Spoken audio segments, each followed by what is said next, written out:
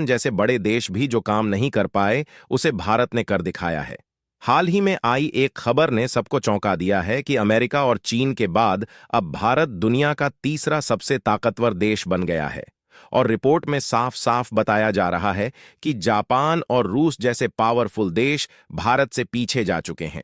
और देखा जाए तो दुनिया भर में इस समय लगभग 195 देश हैं।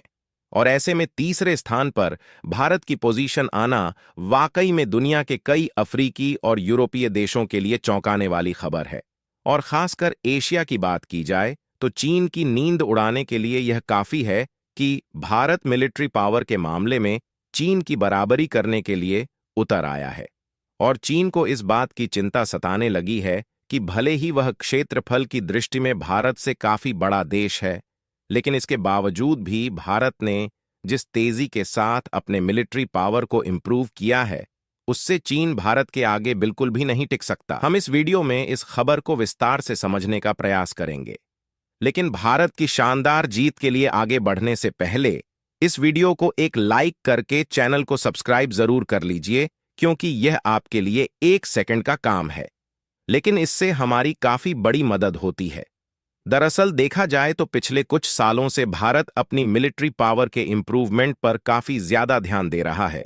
और ऐसा इसलिए क्योंकि चीन दिन पर दिन भारत के लिए मुसीबत बनता जा रहा है। क्योंकि पिछले दिनों हमने देखा कि चीन न सिर्फ मालदीव, बांग्लादेश और नेपाल जैसे देशों को अपने कंट्रोल में लेने की कोशिश कर रहा है, बल्कि इन देशों को भारत के खिलाफ भड़का रहा है, ताकि इन देशों के माध्यम से चीन भारत को घेर सके और भविष्य में भारत के चारों तरफ चीन का ही दबदबा रहे।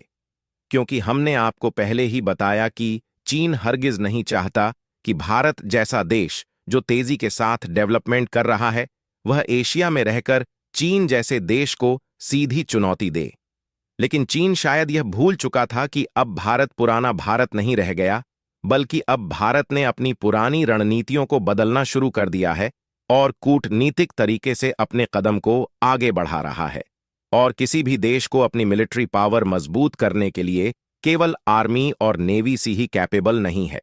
बल्कि आज के समय में सबसे ज्यादा जरूरी है एडवांस टेक्नोलॉजी से लैस डिफेंस हथियार, जिसमें powerful missiles, advanced fighter jet और लेटेस्ट वर्जन वाली एयर डिफेंस सिस्टम के साथ साथ लॉन्ग रेंज वाले टिकाऊ टैंक्स की भी जरूरत है। और भारत ने अपनी मिलिट्री पावर को बढ़ाने के लिए इन तरीकों को ऐसे कूटनीतिक कदम के साथ इस्तेमाल किया कि सुपर पावर देशों को भनक भी नहीं लग पाई कि भारत साल 2024 तक अपनी मिलिट्री पावर को इतना ज्यादा मजबूत कर चुका है। लेकिन हाल ही में ऑस्ट्रेलिया की ग्लोबल पावर शोधकर्ता लॉबी इंस्टीट्यूट ने जब एशिया पावर इंडेक्स को पब्लिश किया, तो उसमें जो रिपोर्ट लिखी गई थी उसे देखकर सभी की आंखें हैरानी से बड़ी हो गईं। क्योंकि रिपोर्ट में साफ साफ देखने को मिला कि जो भारत मिलिट्री पावर के मामले में जापान और रूस से पीछे हुआ करता था, वहीं भारत इतिहास के सभी रिकॉर्ड को तोड़ते हुए और साथ ही रूस और जापान जैसे सुपर पावर देश को ओवरटेक करके तीसरी पोजीशन पर अपनी जगह बना लिया है। इसमें अमेरिका पहले नंबर पर और चीन दूसरे नंबर पर देखने को मिला,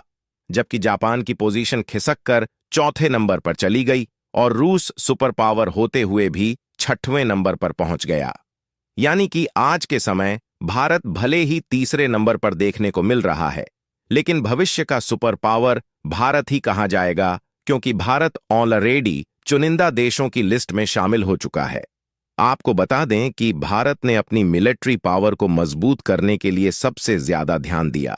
मेड इन इंडिया प्रोडक्शन पर, जिसमें भारत की DRDO, Hindustan aeronautics limited LNDT और कल्याणी ग्रुप के साथ साथ भारत की कई स्टार्टअप कंपनियों ने बढ़ चढ़कर नई नई और लेटेस्ट टेक्नोलॉजी वाले डिफेंस हथियारों को डेवलप किया। हालांकि भारत की कंपनियों के लिए इसे अकेले करना संभव नहीं था,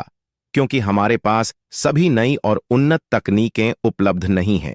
इसलिए यहां पर भारत ने एक बार फिर से कूटनीति का इस्तेमाल किया और रूस, जापान, जर्मनी के साथ साथ अमेरिकी और इजरायल की कंपनियों के साथ जॉइंट वेंचर में मिसाइल टैंक्स और फाइटर जेट के प्रोडक्शन का काम शुरू किया, जिससे भारत के जो हथियार थे विदेशी टेक्नोलॉजी से लैस होने के कारण पहले से भी ज्यादा ताकतवर बन गए और साथ ही इनका प्रोडक्शन भारत में किया गया।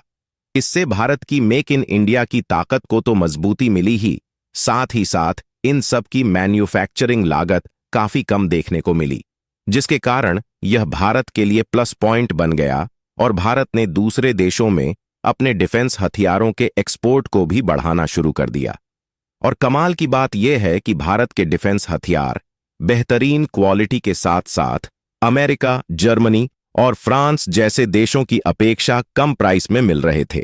इसलिए यूरोप, अफ्रीकी देश, मिडिल ईस्ट और कुछ साउथ अमेरिका के कई देशों ने भारत से डिफेंस हथियारों को खरीदने के लिए अपने हाथ को आगे फैलाया। इसके बाद भारत का डिफेंस एक्सपोर्ट तेजी के साथ बढ़ने लगा और धीरे धीरे 85 देश भारत के साथ डिफेंस हथियार खरीदने के लिए जुड़ गए।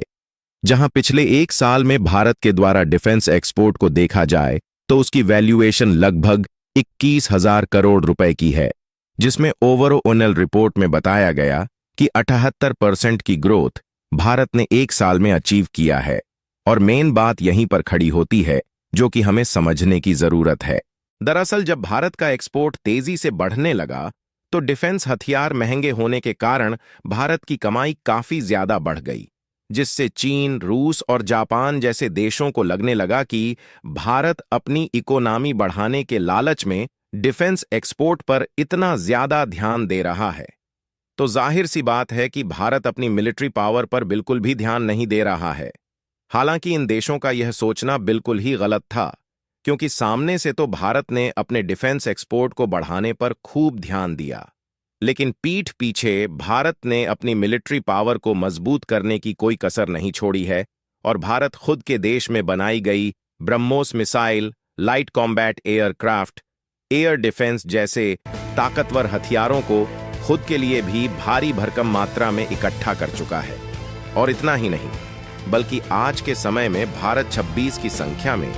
राफेल फाइटर जेट खरीदने की डील ऑलरेडी फ्रांस के साथ फाइनल कर रहा है और पनडुब्बी बनाने का काम भारत की कंपनियां खुद अपने देश में कर रही हैं, जिसमें जर्मनी जैसे देशों की मदद ली जा रही है ताकि टेक्निकल प्रॉब्लम आसानी से सॉल्व हो सके। और आपको जानकर हैरानी हो सकती है कि भारत के पास जो INS विक्रांत नामक पहला स्वदेशी एयरक्राफ्ट कैरियर है, उसे दुनिया के टॉप एयरक्राफ्ट कैरियर में गिना जाता है। और इसके अलावा भी INS विशाल और INS विक्रमादित्य नाम के 2 एयरक्राफ्ट कैरियर को बनाने का काम चल रहा है। और कमाल की बात यह है कि यह दोनों एयरक्राफ्ट कैरियर भी खुद भारत में ही बनाए जा रहे हैं। फिलहाल भारत ने मिलिट्री पावर के मामले में तो जापान और रूस को पीछे छोड़ दिया है और तीसरे नंबर पर आ चुका है, लेकिन अभी भी भारत को मिलिट्री पावर और मजबूत करके चीन को पछाड़ने की जरूरत है और भारत को तीसरी सबसे बड़ी इकोनॉमी बनने के लिए जर्मनी और जापान को पीछे करना है, जिसके लिए भारत ऑलरेडी काम कर रहा है। बाकी भारत तीसरा सबसे बड़ा पावरफुल देश बन चुका है। इसके लिए वीडियो को एक लाइक और शेयर करके कमेंट बॉक्स में भारत को बधाई जरूर दें। और हमने न सिर्फ आपको यह बताया कि भारत तीसरा पावरफुल देश बन चुका है, बल्कि हमने यह भी समझने की कोशिश की कि आखिर यह सब भारत ने कैसे किया। तो ऐसे में आप हमारी मेहनत के लिए चैनल को सब्सक्राइब करके हमारा सपोर्ट कर सकते हैं। जय हिंद।